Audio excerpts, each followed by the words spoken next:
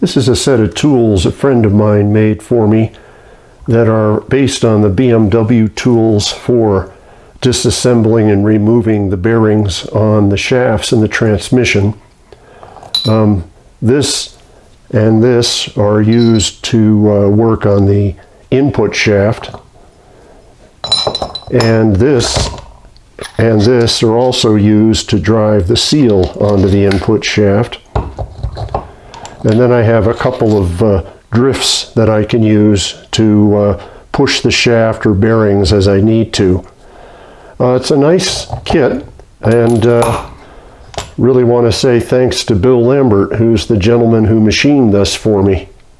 So I'm using a Harbor Freight press to help take apart the various shafts in the transmission.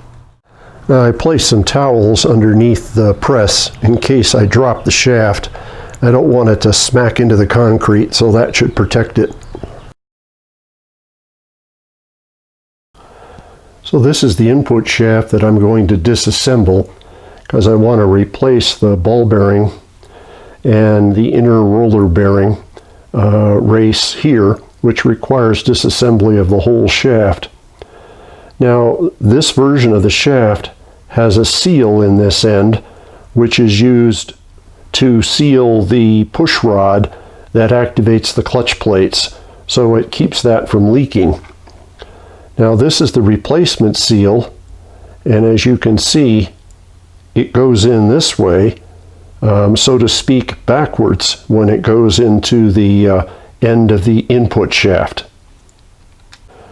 Now the helical input gear on the input shaft, this one has an X stamped in it, and that indicates that these teeth are at a 17.5-degree angle, which is a later version of this gear. The earlier version was a 15-degree angle, and that's what the X indicates. It's the later version, 17.5. Now, the design of the gear is such that it works with this compression spring and yoke to absorb torsional shock loads that come in from the engine or go out from the rear wheel. So if there's a sudden velocity change, this ramp will run up here and compress the spring, and then it'll come back down again when the shock load is passed. So it protects the engine and the transmission from damage. Now these often get abused and chipped or cracked, so when I get this taken apart, that's something that I'll inspect to see what condition it's in.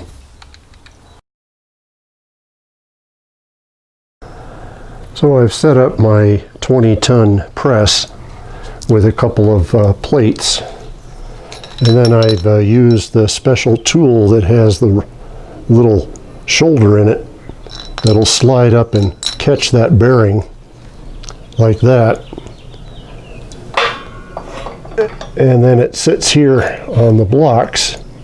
So I'm going to use a 14mm socket, which will clear the seal on the end of the shaft, and then the mandrel to drive the shaft out of the bearing.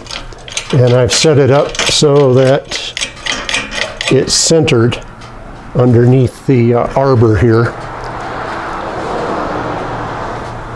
So I'll just keep tightening it until I get the shaft to pop out. And I'm going to hang on to the shaft at the bottom so it won't drop. There we go. So I've got the shaft out of the bearing. Now this is the ball bearing, and this is the little sleeve that was sitting on the end of the shaft that the ball bearing was sitting on. So that's come off. So I'm going to remove this collar next, and it's held in with a retaining ring. So I use this tool that will slide over, and it has a shoulder that catches on the edge here of this bushing. Then I can press that down with the press, exposing the little ring, and then I can pop that out with some screwdrivers. So I have the tool centered on the anvil, and I'll just compress until I get the snap ring to be exposed. There we are. Now I've set it up so two of the slots in the shaft are facing me here in the little window, and then I can get in with my screwdriver and I can pop the ring up out of the groove, and then I can just let the pressure off. There we are. Now the ring hadn't quite popped all the way out, so I took the pressure off, rotated the shaft, and now I can get to the other side where it was still caught, and I can get it to come on up off the shaft. There we go. Now if I let the pressure off, it just slides free.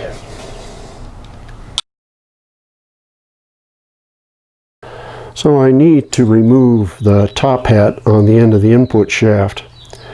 And what I've done is slide the snap ring all the way up underneath the brim of the hat. And you'll see there's another groove in the shaft, and I want that ring to clear the groove. So when I press the shaft out of the top hat, that snap ring doesn't hang up. Now I'm going to use the spring collar for pressing against the bottom of the top hat. And I've got that set up in my bearing splitters using the flat face up against the shoulder of the collar. And then that's going to sit in my press plates here.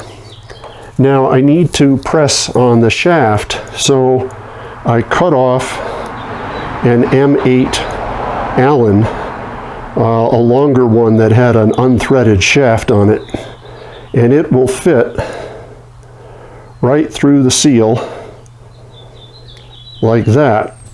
And then I'm going to use a Allen on the top and an extension just so I don't have to move the press as far. And that'll press on the input shaft and drive it through the top hat. Now before I start driving the shaft out, I make sure everything's aligned and the face of the Allen will not interfere with this hole in the top hat. And now I'll just drive it out.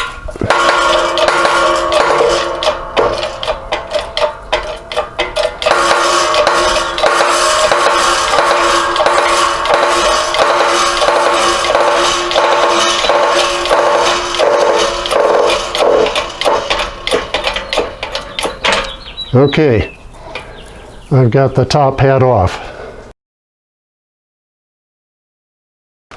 Now here's the sleeve that was holding the ring, and then the torsion spring, and then the yoke, which is cut so that it will slide on the flutes on the shaft, and then the input gear slides up and off. And then this is the input shaft with the inner race for the roller bearing that I need to remove next. I found that using the long drift from the transmission tools worked best for removing the inner roller bearing race off the input shaft. It fits it nicely and it's very long, so you have enough room inside the drift to push the inner race off the input shaft. So I'm going to take a look at the input shaft and see if there's any damage. All of these splines look to be fine. I don't see any chipping or cracking on them. And the splines here, they're in good condition. They don't appear to be badly worn or chipped or anything. There's a little discoloration here from the input gear. The input gear teeth look fine. I don't see nicks or chips or scratches or any unusual wear patterns on the face. And on the yoke part, there's no chipping or cracking along the edge, so that looks good. And it slides down on the shaft easily, but if I try to rock it, it barely moves. So the shaft and the inside of the gear don't appear to be worn. Now the yoke has no chipping along the edges. As to be expected, a little wear along here. And it slides on without any trouble. The spring looks good. I don't see any obvious cracks or damage or wear spots. And the sleeve on the end, a little bit of rust here and there, but it doesn't look damaged either. So it looks like everything goes together nicely.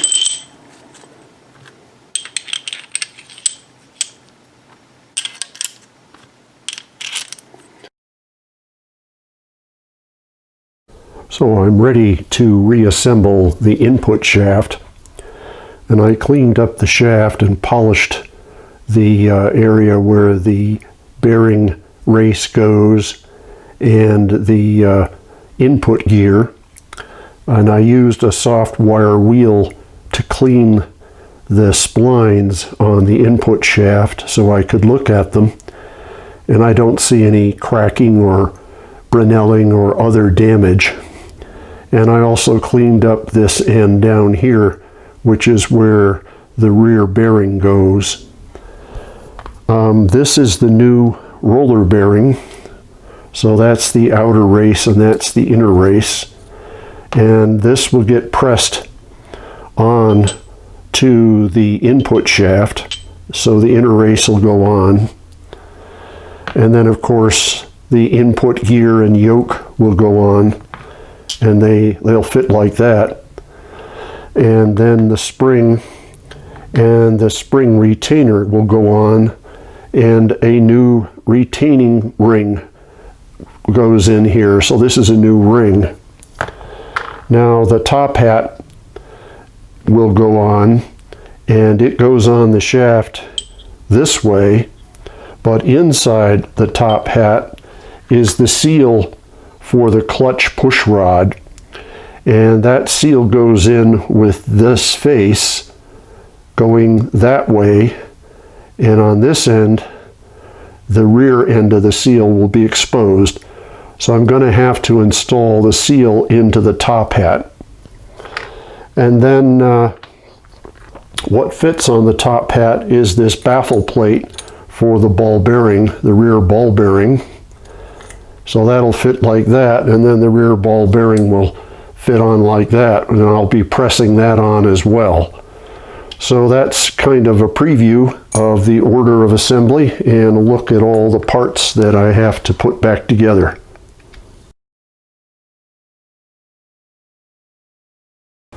So I'm getting ready to install the clutch pushrod seal into the top hat. And I had a hard time trying to get it in, so I took a little 400 grit paper and lightly lapped the side of the seal just to take down a little bit of material off it so it would slide a little easier. To drive the seal, I'm using an M8 by 40 bolt that I cut the threads off of, and that'll fit through the center of the seal so I can drive it into the top hat. I used my hammer and very carefully tapped the head of the bolt and watched as the seal went in to be sure it kept going straight. Now if it gets crooked, you have to take it back out, and after you've driven it far enough, you won't be able to get it out. So make sure as you start, you get it to go straight, and then you can just tap gently to continue to drive it into the top hat. And it'll keep going straight.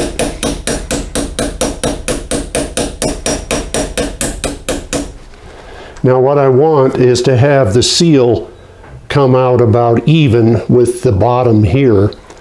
So I'm going to use my Allen socket as a extension and just keep tapping,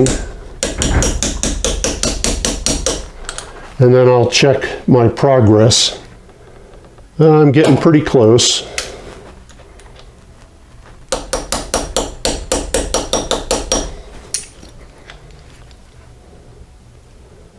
Oh, just a little bit more.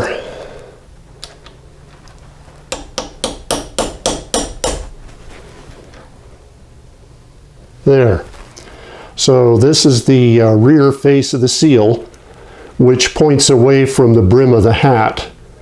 And that's about flush here, so I think I'm good. Then I'll just pull the bolt out. In several of the video clips, I incorrectly show the orientation of the roller bearing inner race. I apologize for that, but this picture shows you the correct orientation of that race on the input shaft. Fortunately, I did install it correctly.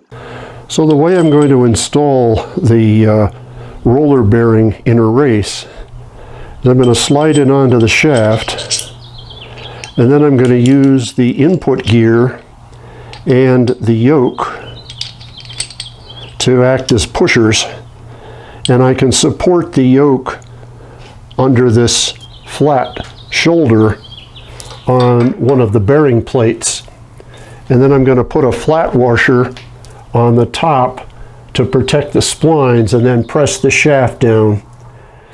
Now the other thing I'm going to do is put a little 3-in-1 oil where the bearing race is going to go, just to make it a little easier for it to slide.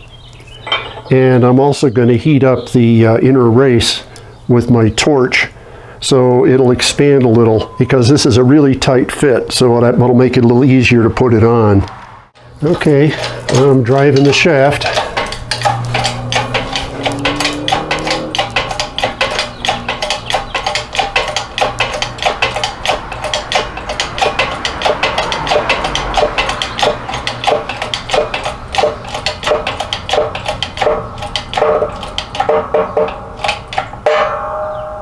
Okay, it's all the way there.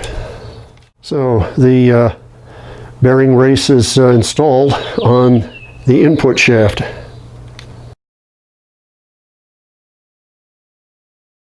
So the next step is to insert all the parts and then get the snap ring in the sleeve here. So I'll use the press and the special tool to do that.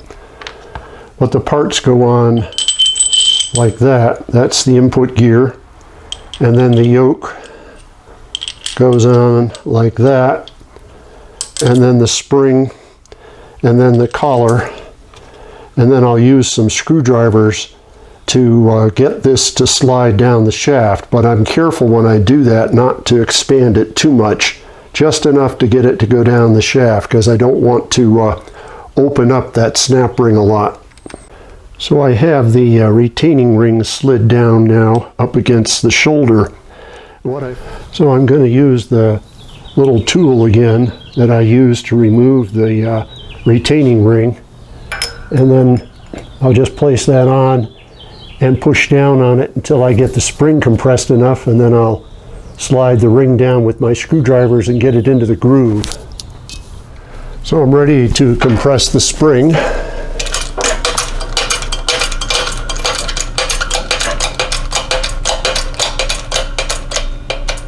Okay, and there's the groove.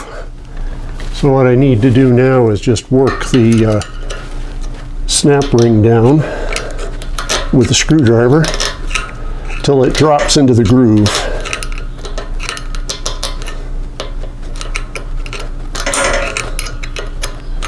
There. Okay, now I'm going to try to keep the screwdrivers on the top of the ring to keep it centered in the groove, and then I'm going to let the pressure off and see if the ring will seat properly in the retaining collar.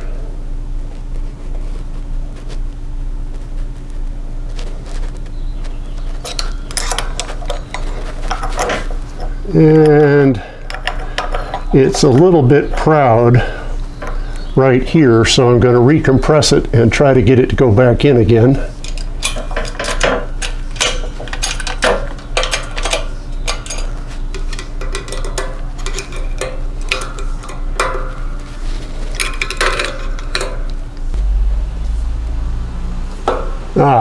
All right. That time it slid right in. So I think you can see the ring is actually below the top of the collar, so it's caught correctly. So I'm going to use the drift that installs the seal on the input shaft, and it fits nicely right over the top hat and butts right up against the rim. So then I'll mount that in the press and press it on. Now I put 3-in-1 oil on the bushing and on the inside of the top hat because that's a really tight fit, so a little lubrication should make it go easier. Okay, I'll drive the top hat down now.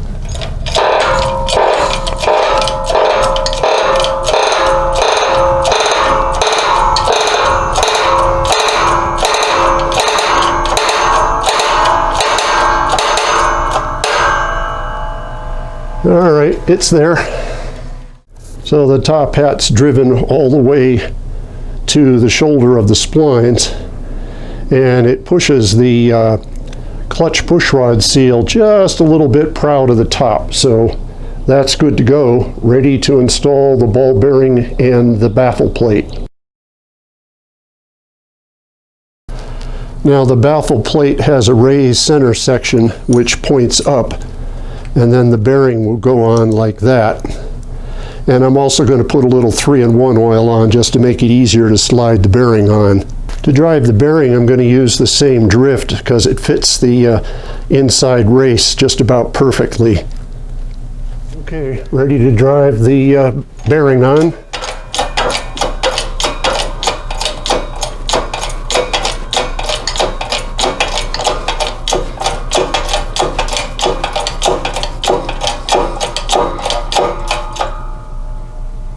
All right, it's there. So the ball bearings on the shaft and the oil baffles behind it. And we've got an input shaft rebuilt, ready for installation.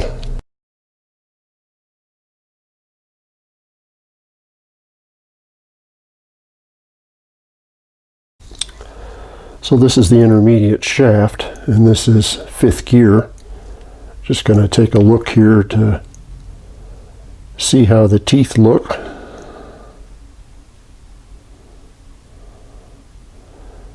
I don't see any cracks or chips on the edges of the gear teeth.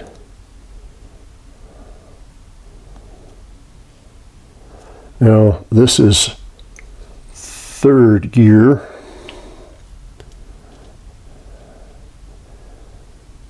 And the teeth don't show any obvious signs of damage. Now we'll look here where the shift dog's engaged to see if there's any signs of chipping.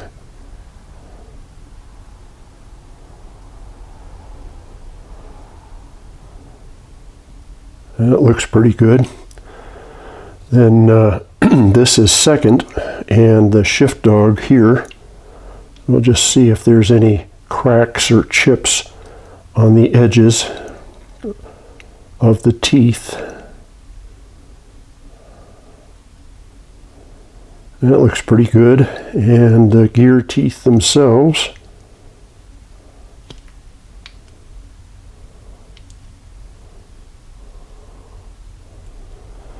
Yeah, I don't see any obvious damage to those. Now this is the 4th gear.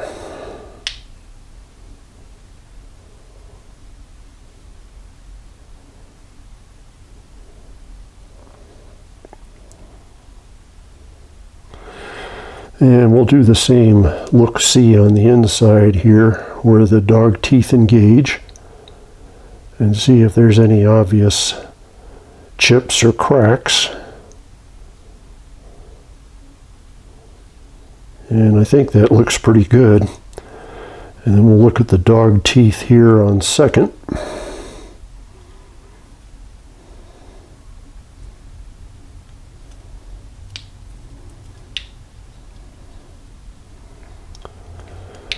And there doesn't seem to be anything bad there.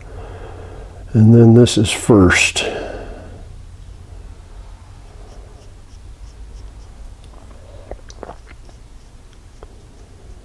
And I don't see any damage to the teeth on first gear either.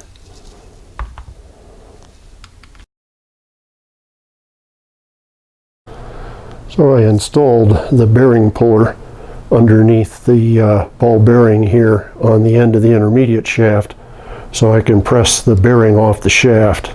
Now I'm going to hang on to the shaft while I push the bearing off so it doesn't fall.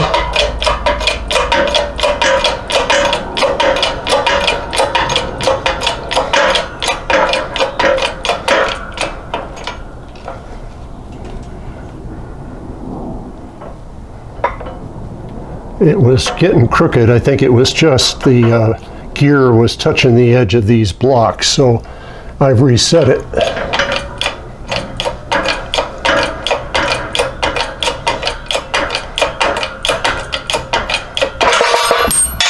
Okay, so the bearing is pushed off the end of the shaft. So this is the bearing that doesn't have the cover and goes up against fifth gear. I'm using a large socket that fits on the inner race and is big enough that the shaft will pass through, and then I'll just tighten it down.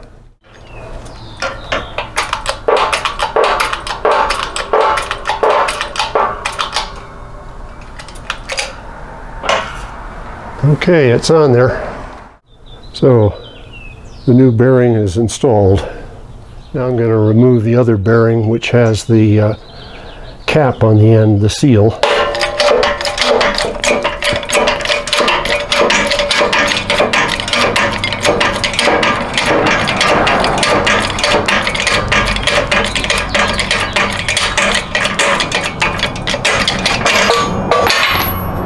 Okay, that's off.